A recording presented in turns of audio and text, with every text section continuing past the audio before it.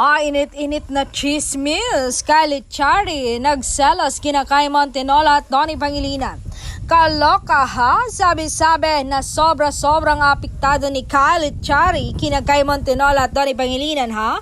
Aba halatang halata naman daw ang pagsiselos ni Kyle, hindi na raw talaga naitago. Well, usap-usapan ngayon ng mga fanay ang ilang maeksena ni na Kyle at Kyle sa kanilang serye at bongga nga dahil marami rin ang kinilig sa kanila.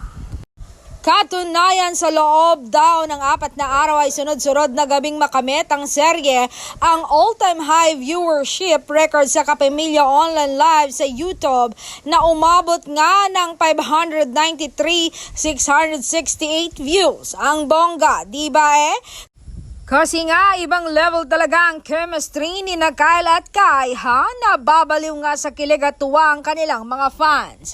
Pero yun nga, agaw pansin din talaga ang eksena na kung saan ay in denial at halatang silos na lisilos si Kyle kay Donnie. Reaction ng mga netizen, grabe mang asar si Kai at Ice kay Kyle Olsen. Kitang-kita yung selos, nakakatawa na nakakatawa haha, ang kulit lang ng eksena.